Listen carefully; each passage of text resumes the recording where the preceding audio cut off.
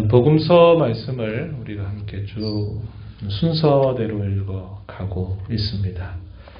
예수님께서는 약 30년 동안 요셉의 아들로 자라나시면서 아버지 요셉의 일을 도우시면서 지내시죠. 그리고 3년 정도의 시간 동안에 이 땅에 오셨던 그 일을 이루시기 위한 메시아로서의 사역을 행하시게 됩니다. 그런 과정에서 우리가 지난번 살펴봤던 것처럼 세례를 친히 받으셔요. 세례를 주셔야 할 뿐이지만 세례를 받으시는 사건이 있고, 또 세례 받으시면서 또 40일 동안 광야에서 아무것도 드시지 아니하시고 또 성령의 이끌리심을 받아 시험을 받으신 일을 하게 됩니다. 그러면서 그 시험에서 마지막 아담으로 예수님은 승리를 이루시게 되면서 본격적인 사역을 시작하시게 됩니다.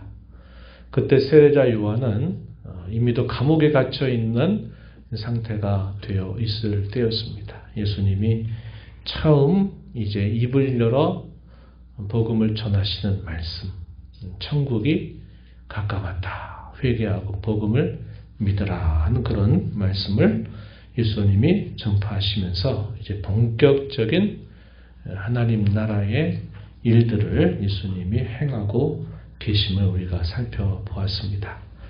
가장 먼저 사역을 하신 지역은 갈릴리 지방입니다. 그곳에서 제자들을 부르시죠. 갈릴리에서 오랫동안 어부 생활을 했던 사람들을 그의 제자로 부르십니다. 시몬과 그의 동생이었던 안드레, 또 요한과 또 형제 야고보, 이 네 사람을 먼저 부르셔서 하나님 나라를 위한 제자로 부르셔서 그들과 언제나 함께 하시면서 또 이 사역을 시작하시게 됩니다. 복음을 전파하시는 일과 또 율법을 회당에서 끊임없이 가르치시면서 구약의 많은 선지자들이 예언했던 그때 그분, 바로 그분이 자신임을 기회가 될 때마다 말씀을 하십니다.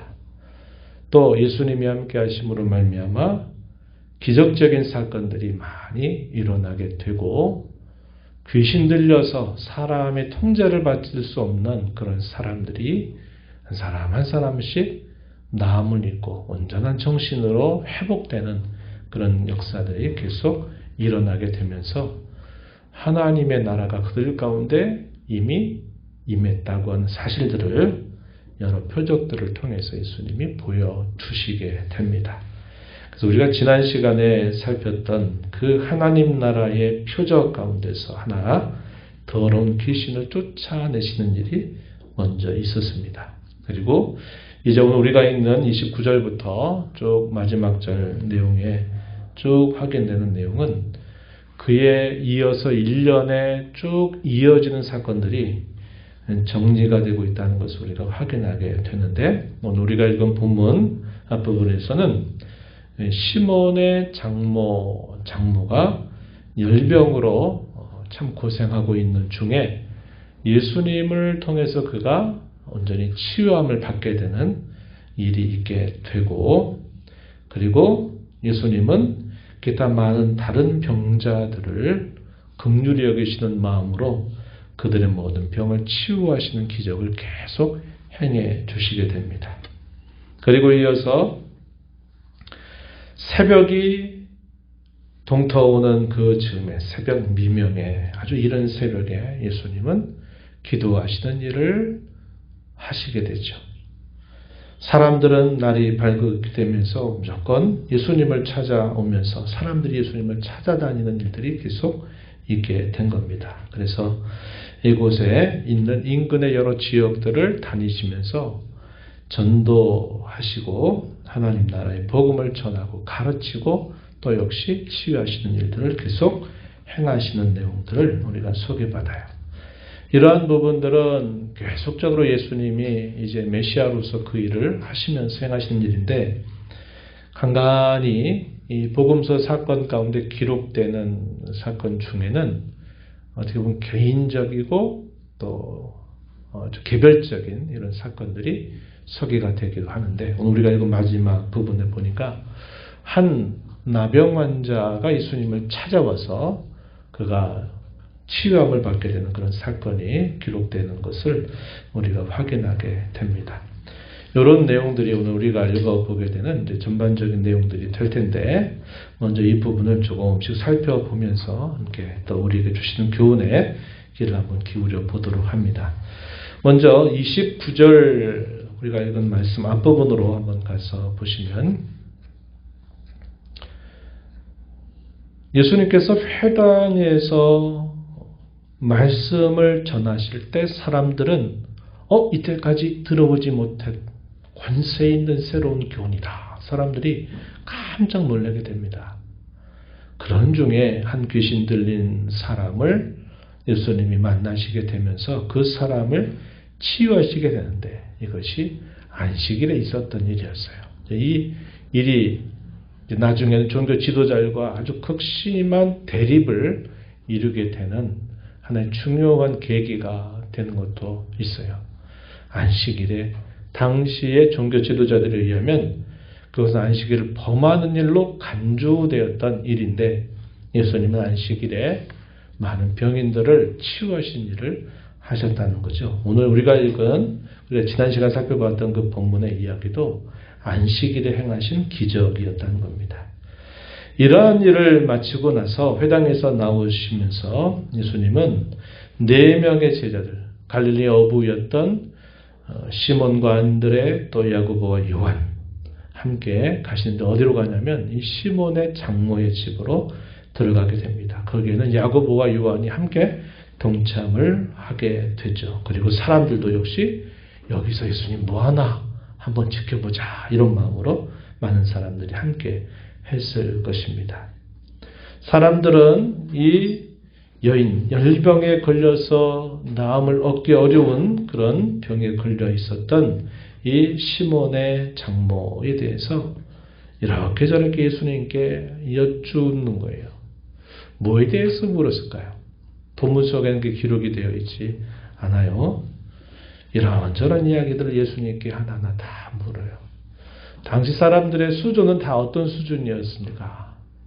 모든 병은 자신들이 하나님 앞에 범한 죄로 인해서 온 일이다, 이런 생각을 했고, 모든 병은 다 하나님께로부터 저주를 받은 것이다 라는 정도의 수준으로 생각을 했어요. 그들이 왜 물었을까요? 예수님께 물었던 그 질문의 대략적인 내용들은 우리가 대략 가늠해 볼 수 있을 거예요. 예수님 어떻게 하셨습니까? 그에 대해서 어떤 말씀을 하시는가는 기록 없이 예수님은 그 여인의 손을 잡아서 일으켜 세워 주십니다. 그러면서 그 베드로의 장모, 시몬의 장모가 그 열병으로부터 나음을 입게 되고, 그 나은 사건으로 인하여서 그 여인이 수종되는 겁니다. 감사에 대한 보답이다, 이렇게 볼 수 있겠죠. 자기는 누워서 지내야만 했던 그 질고로부터 나음을 받았을 때 그 은혜에 대한 감사로 이제 영접하는 모습을 나타내주고 있습니다. 이것이 베드로의 장모가 치유받은 사건에 대한 기록이고요. 날이 저물어가면서 많은 병자들과 귀신 들린 사람들이 이곳저곳에서 예수님께 데려옵니다. 온 동네가 그 시몬의 장모 집 앞에 사람들이 막 모여드는데, 수많은 병자들이 예수님을 둘러싸서 아주 인산을 이루고 있는 그런 모습이 되었을 것입니다. 그런 가운데서 예수님은 그 찾아왔던 사람들을 마다하지 않으시고 한 사람 한 사람의 병을 다 고쳐주시고, 귀신 들려서 일상적인 정상적인 삶을 살아갈 수 없는 그런 사람들을 예수님이 치유하시게 됩니다. 기적적인 사건들이 일어나고 특별히 귀신들이 쫓겨가는 일들이 있을 때마다 이 귀신 들린 사람들은 예수님에 대하여 꼭 말을 했어요. 우리가 앞에서도 봤던 것처럼 하나님의 거룩하신 자여, 이렇게 말하죠. 그러면서 막 큰 소리로 막 떠들어대는 겁니다. 예수님이 그 귀신 들린 사람 속에 역사하는 그 사단을 명하여서 말하지 말 것을 명령하시게 됩니다. 허락지 않으시니까 그런 치유 사건들이 계속 일어나게 되는 모습이 확인이 되고 있다 하는 것입니다. 사도 마태는 이 동일한 사건을 기록하면서 어떤 기록을 조금 더 덧붙여 주게 되냐면, 이런 일을 행하신 것이 어떻게 된 일이냐 하는 것을 설명할 때 이미 선지자를 통해서 예언했던 그 일을 예수님이 행하셨던 것이다, 이렇게 설명을 덧붙여 줍니다. 마태복음 8장 16절 17절 말씀에 이 동일한 사건에 대하여 사도 마태는 조금 더 설명을 덧붙여 주는데 이렇게 말합니다.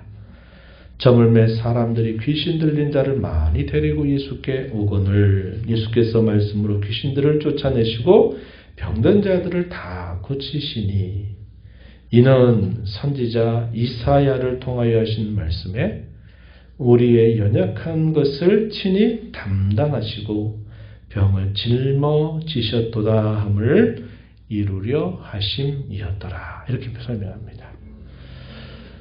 우리가 아는 바와 같이 이사야서 53장은 고난받는 종에 대한 유명한 예언을 담고 있어요.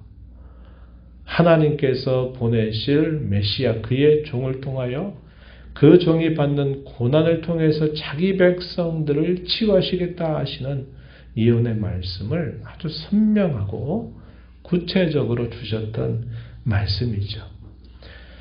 이 구절이 어디에 표현된 말씀이냐면 이사야서 53장 4절 말씀을 사도 마태가 인용해서 예수님이 이렇게 많은 귀신 들린 사람들에게 귀신을 쫓아내고 병든 사람을 고치신 것은 우리의 연약한 것을 담당하시고 병을 짊어진다 하셨던 그 예언이 성취된 것이다, 이렇게 설명해요.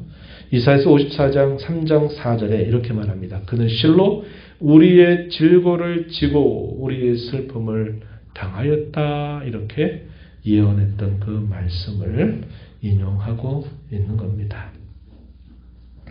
예수님이 이렇게 하신 일은 우리 인생의 연약한 것을 담당하신 일이다. 사람이 병에 걸려서 괴로워하고 아파하는 그 고통을 짊어지신 일이다. 우리 사람이 겪어야만 되는 슬픔을 친히 당하신 일이었다, 이렇게 설명을 해주고 있다는 겁니다.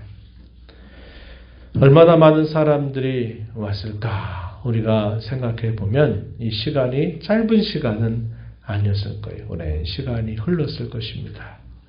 그리고 밤은 저물어 가게 되고 또 사람들은 이제 자신들의 집으로 돌아갈 것이 없고 그 현장은 감격과 놀람과 기쁨과 감사의 현장이었을 겁니다. 사람들이 낫고 또 사람들이 취함을 받고 자기의 사랑하는 사람이 가까이 있는 사람이 그가 고통 가운데서 벗어나는 것을 보게 되는 그 일은 참 감격과 기쁨, 감사의 현장이 아닐 수 없는 거죠. 그래도 밤은 와서 다른 사람들이 다 자기의 처소로 돌아가게 되고 예수님도 잠을 청하시지만 이러한 새벽에 예수님은 깨어나셔서 예수님은 한적한 곳으로 기도하러 예수님은 움직이시게 됩니다. 사람들은 이런 아침부터 또 막 버쩍버쩍 눈이 깼을 거예요. 오늘은 그 예수님이 무슨 일을 행하실까? 또 어떤 말씀을 하실까? 하는 기대감을 가지고 날이 새면서 사람들이 또 예수님에게 몰려옵니다. 오늘은 어떤 일을 하실까? 무슨 말씀을 하실까? 기도하러 가셨던 예수님을 찾아가서 많은 사람들이 예수님을 찾아왔습니다. 주님을 찾고 있습니다. 라고 알려주게 돼요. 그랬더니 예수님께서 뭐라고 말씀하시냐면 다른 가까운 마을들로 가자. 거기서도 전도해야 하겠다.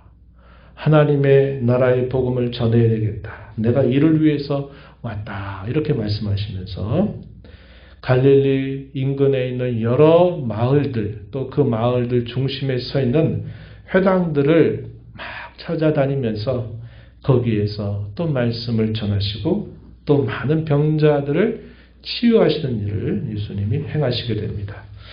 본문 39절 말씀을 한번 보시면 이렇게 말하죠. 이에 온 갈릴리에 다니시며 그들의 여러 회당에서 전도하시고 또 귀신들을 내쫓으시더라. 예수님이 하셨던 일 몇 가지로 요약이 되죠. 어떤 일들입니까? 천국 복음을 전파하시는 일, 전도하시는 일, 또 가르치시는 일, 또 치유하시는 일을 하시는 거예요. 그리고 장소는 계속 옮겨집니다. 그래서 초기의 사역은 이 갈릴리 이 해변을 중심으로 있는 여러 마을들을 중심으로 해서 예수님의 초기 사역이 계속 이루어지고 있다는 것을 우리에게 잘 보여주고 있는 것입니다. 예수님께서 여러 회당을 다니시면서 전도하시고 치유하신 일을 하셨는데 그 치유하신 그 사역의 1차적인 목적이 어디에 있을까요? 그것은 그들을 구원하는 겁니다. 죄와 그 속박으로부터 그들을 건져내는 것이 치유 사역의 1차적인 목적이에요. 그것이 1차적인 목적이고 또 이러한 구원을 받은 자 사람들의 최종적인 열매는 무엇이냐? 그것은 영과 육체의 온전한 구원에 있다 하는 것입니다. 그래서 사람들이 자기가 걸린 그 질고와 고통으로부터 벗어나는 것은 그 자체가 목적이 아니라 그것을 통해서 하나님의 나라가 그들 가운데 임했고 그 나라에 들어가려면 구원을 받아야 된다고 하는 사실을 예수님은 그들에게 가르치고 그들을 하여금 이 구원을 얻게 하시려고 이러한 치유사역을 행하셨다는 겁니다. 이게 주님의 1차적인 목적이었다는 겁니다. 그리고 그 구원을 받게 되면 최종적으로 따라오는 열매가 있는데 마지막에는 사람의 전인 구원이다 이 말이에요. 육체의 구원만 아니라 영과 육체의 온전한 구원이 구원의 최종적인 열매로 마지막에 따라오게 된다는 것이 성경이 우리에게 보여주는 약속입니다. 우리 빌립보서 3장 20절 말씀을 한번 보실까요? 20절, 21절 우리가 얼마 전에 빌립보서를 이야기하면서도 함께 나눠본 바가 있는데 여기를 한번 보시죠. 빌립보서 3장 20절, 21절 우리 함께 한 목소리로 천천히 읽어봅니다. 322쪽 천입니다. 함께 읽어봅니다. 시작. 그러나 우리의 시민권은 하늘에 있는지라 거기로부터 구원하는 자 곧 주 예수 그리스도를 기다리노니 그는 만물을 자기에게 복종하게 하실 수 있는 자의 역사로 우리의 낮은 몸을 자기 영광의 몸의 형체와 같이 변하게 하시리라. 아멘. 여기 말씀에 보면은 구원하는 자 곧 주 예수 그리스도를 기다린다 그랬어요. 구원이 한편으로는 이미 이루어진 것도 있는데 또 한편으로는 여전히 우리에게 남아있는 성격이 있다는 거예요. 그래서 구원하신 자 예수 그리스도를 기다린다. 그분이야말로 어떻게 한다고 말씀합니까? 우리의 낮은 몸을 자기 영광의 몸의 형체와 같이 변하게 하시는 분이시다. 이렇게 말하고 있는 겁니다. 그래서 구원의 최종적인 열매는 무엇이라고 말하냐면 우리의 낮은 몸, 병에 걸려서 아파하고 또 고통을 겪고 영적으로 사탄에 사로잡혀서 귀신 들려서 고초를 당하고 일상적인 삶을 살아갈 수 없는 그러한 사람들을 구원하여서 그들로 하여금 이제 온전하게 그들이 낮은 몸에서 주님의 영광의 몸의 형체와 같이 변하게 되는 것이 구원의 최종적인 마지막에 따라오는 열매다 하는 것을 우리에게 가르쳐 주고 있는 겁니다. 성경의 취함을 받았던 사람, 예를 들어 오늘 본문에서 본 것처럼 시몬의 장모가 열병으로부터 나음을 받았어요. 그럼 나음 받았던 그 시몬의 장모는 그 이후에 하나도 병에 안 걸리고 영원히 살았겠습니까? 그랬을까요? 아니에요. 그때에 그가 피할 수 없는 그 고통과 그 삶의 무게를 예수님이 그때 그것을 덜어주신 거예요. 그러면 그 이후에는 그런 일이 하나도 없느냐? 그렇지 않은 거예요. 또 때가 되면 질고와 고통이 또 찾아오게 돼 있어요. 그러면은 왜 온전하게 치료돼서 더 이상 안 아프게 하시는 게 아니라 왜 또 때가 되면 또 아프고 괴로워해야 되느냐? 하나님께서는 그 행하시는 기적을 통해서 그 짧은 인생 속에 있는 그것을 통해서 영원한 구원을 사모하게 하시고 그 구원을 맛보게 하시려고 그런 일을 행하신다는 겁니다. 그리고 그 구원이 온전하게 완성될 그날에는 결국 우리의 낮은 몸이 주님의 영광의 몸의 형체와 같이 그때는 비로소 온전해지게 된다는 것을 우리는 바라보면서 오늘을 살아간다 이렇게 가르쳐주고 있는 겁니다. 여기 귀신 들린 사람은 또 어떻게 됐을지 그 이유는 몰라요. 그죠? 질고에 걸렸던 수많은 사람들이 예수님으로부터 치유를 받지만 그 병으로부터 치유를 받아도 또 다른 병에 걸릴 수 있는 거고 또 다른 병에 분명히 걸렸을 거예요. 그래서 결국은 모든 인생들이 가는 그 죽음의 길을 통과하게 되었을 겁니다. 우리가 잘 안 나사로는 부활의 증인으로 사람들을 깜짝 놀라게 한 인물이었죠. 예수님이 사랑했던 나사로와 그 두 자매들, 마르다와 마리아. 나사로가 죽어가지고 이미 시신에서 썩은 냄새가 나고 있는 그런 가운데 예수님이 찾아가서 나사로 나오라 그랬더니 예수님의 명령이 얼마나 그 명령이 위대하신지 수건을 동인 채로 그대로 나왔다고 그러잖아요. 얼마나 그 광경이 신기한 일이겠습니까? 예수님이 그것을 풀어서 이제 다니게 해라. 그래가지고 사람들이 그 죽은 시신을 쌌던 것들을 풀어가지고 그가 또 일상적인 삶을 살아요. 사람들이 깜짝깜짝 놀라죠. 저 죽었던 나사로가 어떻게 저렇게 살아 다니고 있지? 종교 지도자들의 미움을 샀어요. 왜? 예수님이 살려줬다고 하니까 미움인 거죠. 나사로도 죽었다 살아나서 더 살긴 했지만 그도 또 시간이 되면 죽는 거예요. 그런 겁니다. 그래서 예수님은 이러한 그 시점에서 겪는 질고와 어떤 영적인 질고를 품고 있는 그 사람들을 치유하심으로써 그 능력을 행하시는 그 주님이 그들을 구원하시는 분이라고 하는 사실들을 깨우쳐서 그들로 예수 그리스도를 믿고 구원받아서 그 하나님 나라에 들어가게 하시려는 것을 궁극적인 목적으로 늘 보이고 계신다는 겁니다. 근데 사람들은 나중에 어디로 가느냐? 그 표지판이 보여주는 그 목표까지 가는 게 아니라 어디까지 가냐면 내 현실적인 문제가 해결되면 된다. 이렇게 가는 거예요. 현실적인 문제가 어떻게 하면 완전히 해결되겠습니까? 그때뿐이죠. 그때 해결되면 그럼 다른 문제가 없습니까? 아니잖아요. 다른 문제 또 생겨요. 그럼 그때 또 다른 문제 또 생기면 또 그 문제 해결해 달라고 또 그러고 그럼 그게 없어지면 또 다른 문제 또 생기면 계속 그런 생활만 우리가 반복할 수는 없는 거죠. 그래서 마침내 그 많은 예수님의 기적을 체험을 한 사람들조차도요. 그 예수님이 정말 보여주시고자 하시는 구원과 상관없이 기적은 체험하고 봤는데 예수님은 믿지 못하는, 그래서 하나님 나라에 들어가지 못하는 사람들이 참 많았다는 겁니다. 그래서 우리가 이런 부분들을 생각해야 돼요.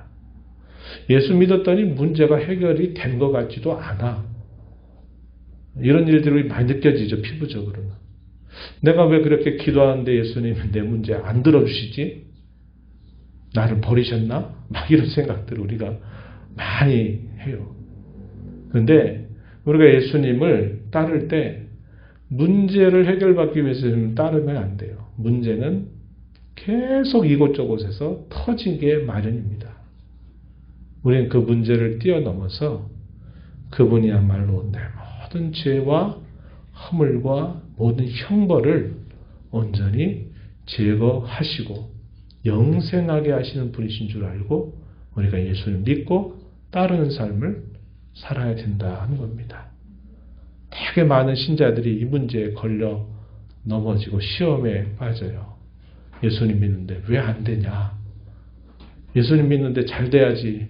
왜 안 되는 거 많고 문제는 왜 많고 왜 그러냐 도대체 예수 믿는 사람들. 응? 그거 예수님 믿는 거 다 가짜 아니야?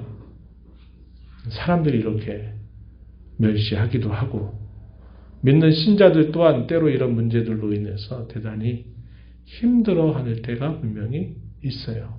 그런데 여러분 우리는 뛰어넘어야 합니다. 그 문제를 넘어서야 돼요. 문제 해결을 위해서 예수님을 따르는 삶이 아니라 그 문제 가운데 가장 근본적인 문제를 해결하고 치유하고 구원하시는 구원의 예수님을 우리가 따른다 하는 그런 마음을 갖고 우리의 신앙생활을 해나가야 되겠다 하는 것입니다. 궁극적으로는 우리가 살폈던 말씀처럼 어떻게 됩니까? 우리의 낮은 몸을 그의 영광의 몸의 형체와 같이 우리를 변화시켜 주실 거라는 거예요. 왜냐? 그 찬란하고 영광스러운 영광의 왕국, 이 영광의 왕국, 영광스러운 하나님의 나라에서는 우리의 이런 모습으로는 들어가 살 수가 없기 때문에 그래요.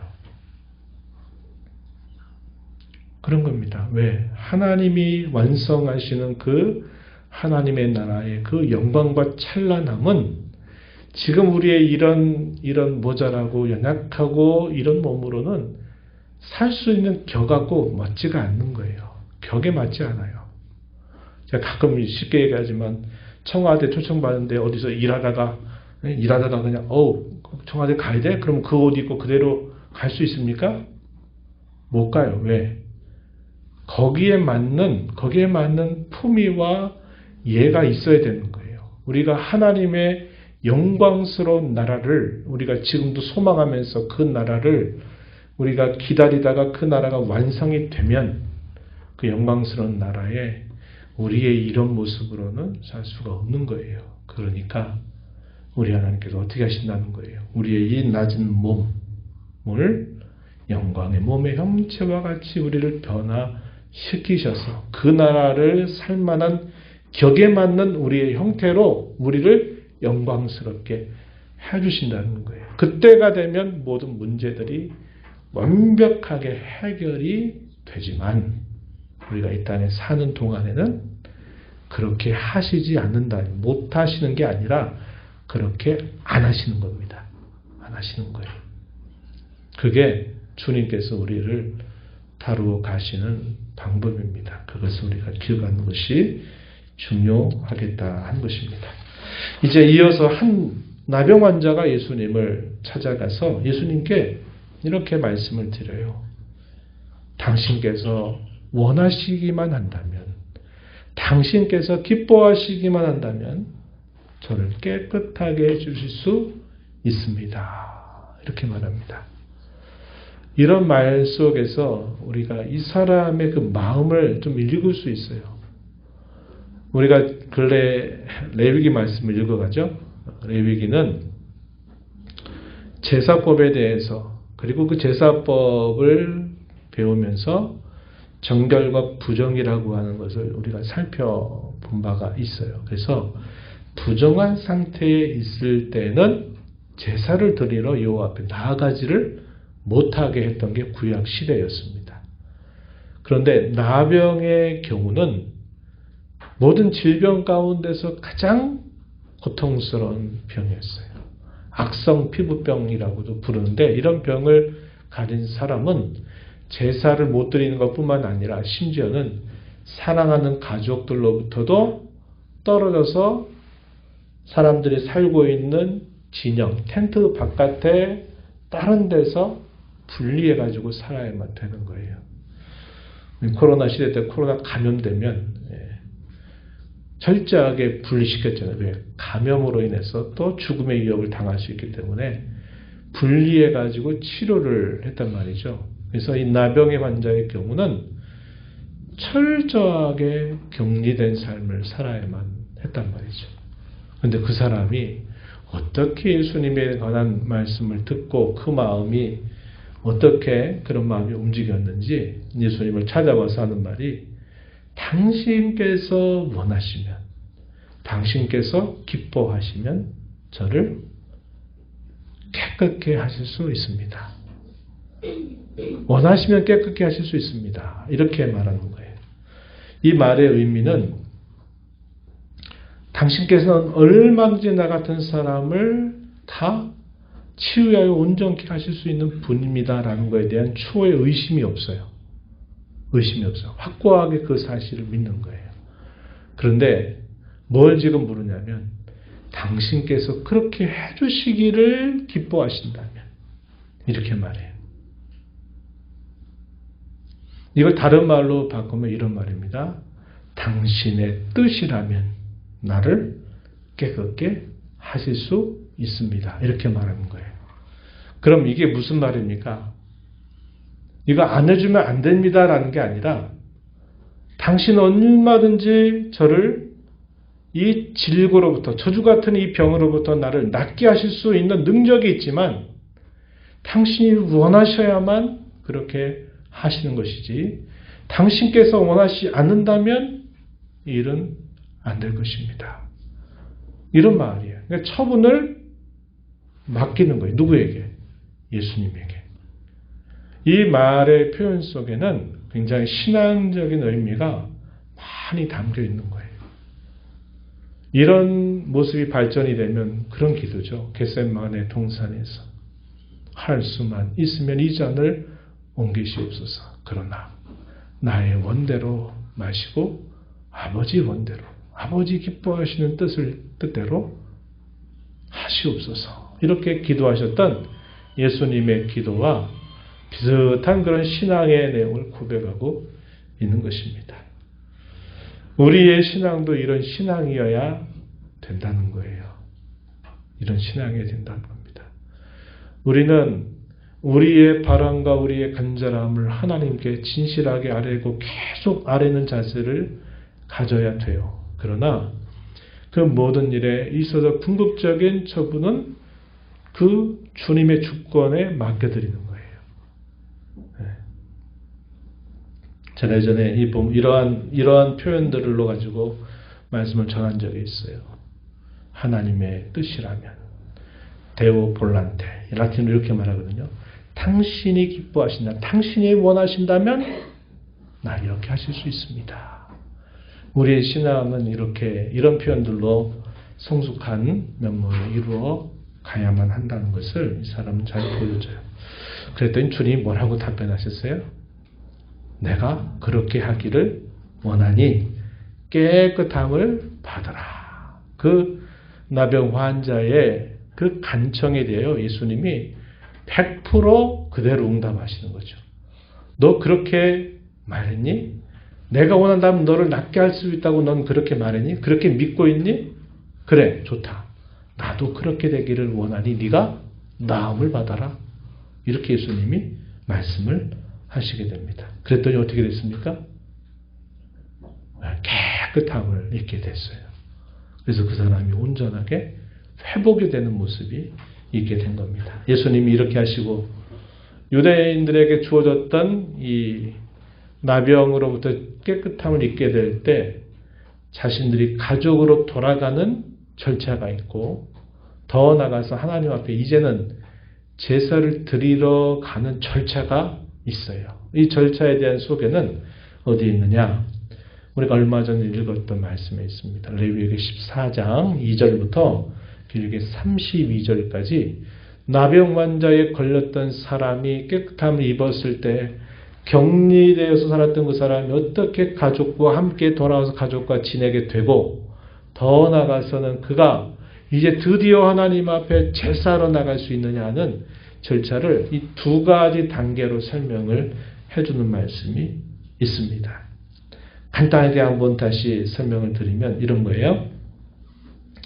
먼저 가족들에게 돌아가기 위해서 제사장에 찾아갑니다. 내가 나병에 걸렸었는데 보세요.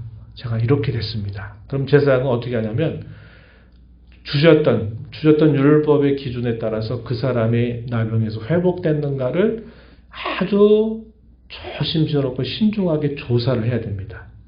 그냥 그래 알았어 이게 아니에요.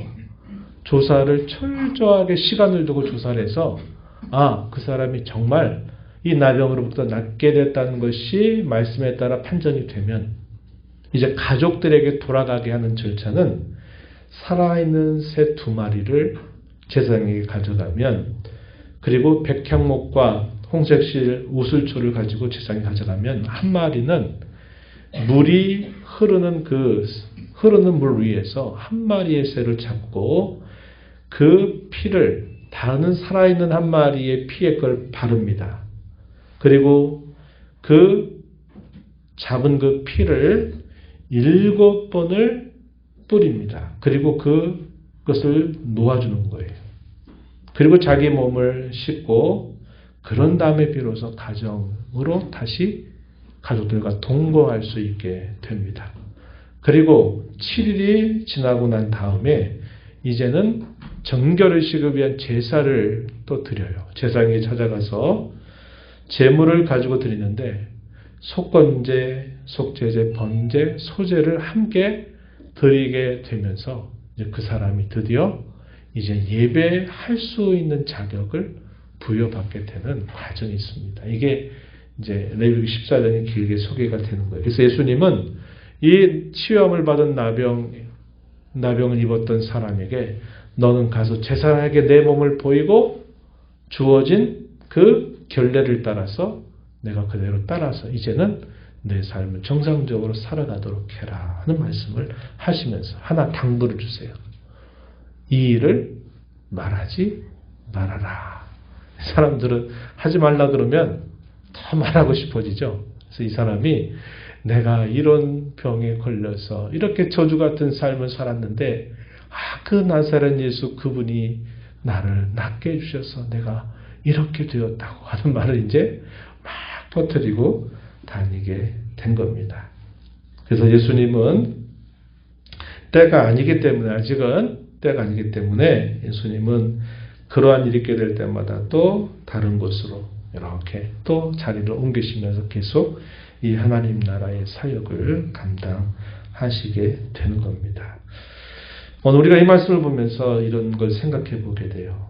이런 사건들 속에서 사람들의 관심과 주님의 관심의 차이가 분명히 있구나 하는 것들을 우리는 살펴보게 돼요. 그래서 오늘 우리의 관심이 어디에 있는가를 한번 돌아보면 좋겠다. 이렇게 적용을 해보고 싶은 것입니다. 열병으로 누워있는 시몬의 장모 집에 들어갔을 때 사람들이 함께 들어갔어요. 아까 제가 초두에 말씀드린 사람들은 예수님께 물어요. 뭘 물었을까요? 이 사람의 병은 왜 걸렸어요? 왜 이렇게 됐어요? 이거 하나님 앞에 무슨 죄를 저질러서 이렇게 됐어요? 사람들의 관심은 그런 거예요. 이 사람이 무슨 죄를 지었길래, 도대체 뭔 잘못을 했길래 이 사람이 이런 병에 걸려서 고생을 겪어야만 돼요? 이런 식의 이제 물음을 예수님께 했겠죠. 예수님 무슨 대답을 했는지 기록 안 해줘요. 근데 예수님 어떻게 하십니까? 행동으로 바로 옮기셔서 나가셔서 그 여인의 손을 잡아서 이렇게 세워 주시면서 그 열병에 걸렸던 시몬의 장모가 나음을 입게 되는 일이 따라온 겁니다. 예수님이 하신 일은 뭐예요? 그 사람을 온전하게 하는 거예요. 또 그 사람을 더 나가서 구원하시려고 하시는 데 관심을 가지고 계신 것이죠. 사람들의 관심은 그래요. 자기에 관한 한 자기 문제가 빨리 해결되기를 바라면서도 다른 사람에게 어떤 어려움이 생기면 먼저 묻는 게 뭐냐면 저 사람 왜 저런 일 당했대요? 도대체 왜 그랬대요? 이런 식의 질문을 많이 던진다 이 말이에요. 관심의 차이가 분명하게 드러나고 있다 하는 것을 보게 됩니다. 예수님께서는 이런 일에 가시면서 하나님과 더 깊이 만나 교제하기 위해서 그 새벽 이른 시간에 깨어서 조용히 기도할 자리를 찾고 기도하셨어요. 왜 그래요? 아버지 하나님과 깊은 교제를 더 나누어서 성부께서 보내신 그 뜻을 더 잘 수종드시기 위하여 복종하시는 모습을 가지고 예수님은 더 깊이 기도하시는 일을 하는데 사람들은 어디에 관심이 있어요? 사람들은 예수님 어딨냐고 찾고 있어요. 예수님 많이 찾고 있는데 빨리 가셔야죠. 이런 쪽에 나는 관심이 있는 겁니다. 예수님이 저와 여러분에서 갖는 관심 중에 하나는요. 우리가 내가 주님 위해서 얼마나 많은 일을 하느냐 하는 것보다 더 중요한 관심은 우리가 주님과 어떠한 관계에 있느냐를 더 중요하게 여긴다는 거예요. 옛날에 에리 프롬이라고 하는 사람이 존재냐 소유냐 하는 유명한 책을 썼어요. 그 철학을 아는 사람도 소유보다 더 중요한 게 존재다 이렇게 말했어요. 존재. 거기에는 분명한 진리가 담겨 있는 표현입니다. 예수님이 저와 여러분의 어떤 행위를 통해서 꼭 어떤 행위를 많이 했을 때 우리에게 영광을 다 받으시고 우리가 가만히 있으면 주님이 아이고 넌 필요 없다 이렇게 하실까요? 아니에요. 주님은 우리의 존재 자체를 너무 귀하게 여기시는 거예요. 우리가 젊을 때 힘 있을 때 기회가 있을 때는 우리가 몸으로 그런 기회들을 써서 주님을 기쁘시게 하는 삶을 살 수 있지만 나이가 들고 몸이 연약해지면 그렇게 몸으로 할 수 있는 일들이 제한이 돼요. 그러면 아이고 내가 필요 없다. 나는 아무런 존재감도 없다. 우리는 이렇게 생각할지 모르지만 주님은 그렇게 생각하지 않으신다는 거예요. 그걸 꼭 기억하셔야 돼요. 그래서 제가 재직교육 때 여러 번 그런 말씀드렸어요. 내가 무엇을 한 것보다 더 중요한 것은 내가 어떤 사람이냐가 더 중요하다 하는 것이 다 우리가 관심을 가져야 될 부분이다. 이렇게 여겨야 된다는 거예요. 내가 몸에 질고가 있고 몸이 아프고 또 내가 예전 같은 그런 자유로움이 없게 되면 여러 가지 제약이 있잖아요. 그러면 아유 나는 더 쓸모없는 사람이야. 나는 이제 어디 가든지 사람들이 나를 반겨주지도 않아. 주님도 나를 그렇게 여기실까? 그렇지 않은 거예요. 그런 예를 여러분 어디서 확인합니까? 여러분들이 낳은 자녀를 보면서 자녀가 얼마나 많은지를 하고 한 것보다 부모에게 자녀는 그 아이가 내 곁에 있다고 하는 것 자체가 더 값진 거예요. 내가 아무런 도움이 안 된다고 넌 필요 없어. 내 자식 아니야. 이렇게 파버린다면 그 부모가 잘못된 거죠. 자녀가 내 곁에 있고 그 자녀가 존재하고 있다고 하는 것 자체로 그것을 귀하게 여기는 것이 부모의 마땅한 마음인 것처럼 우리 주님이 우리에게 원하시는 것도 그런 것이다 하는 겁니다. 그래서 여러분들이 여러분 자신을 주님과 어떠한 자리를 가지고 있느냐, 여러분의 자리매김을 어떻게 할 거냐를 항상 먼저 생각을 하시는 게 좋습니다. 내가 무엇을 한 것보다 내가 주님께 앞에 어떠한 사람으로 존재하고 있느냐 하는 것이 더 중요하다. 이런 관심을 우리가 꼭 갖고 살기를 바랍니다. 우리는 우리의 관심 또한 예수님을 따를 때 그저 현상적이고 일시적인 문제 해결되면 또 다른 문제가 또 터지고 하는 그런 문제들에 우리가 예수님께 목매다는 자세가 아니라 그 문제를 넘어서서 우리에게 영원한 구원의 은혜를 주신 그 주님, 내가 이 땅에 몸을 가지고는 내가 도달할 수 없는 그 한계점을 마침내 온전한 구원을 통해서 회복하실 그 마지막 순간을 우리가 바라보면서 그 구원의 주님을 믿고 따르는 신앙생활이 되도록 하자고 하는 겁니다. 우리의 관심이 땅에 있지 않도록, 내 문제 해결에 있지 않도록 우리의 관심이, 우리의 눈을 들어서 우리의 사랑하는 주님을 바라보는 그런 신앙의 관심으로 바꾸어지게 되는 저와 여러분이 되기를 바랍니다. 하나님 아버지, 오늘도 저희들을 불러주셔서 그 옛날 수많은 사람들을 찾아다니며 천국의 복음을 전파하시고 또 그들을 치유하시며 그들에게 하나님 나라의 구원을 말씀하셨던 그 주님의 여러 행적들을 살펴봅니다.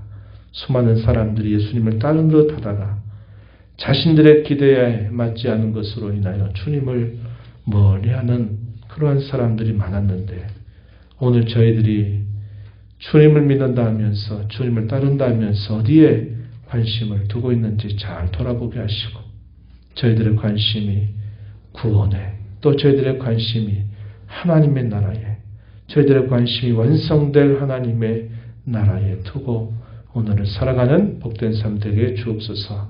예수님 이름으로 기도하옵나이다. 아멘.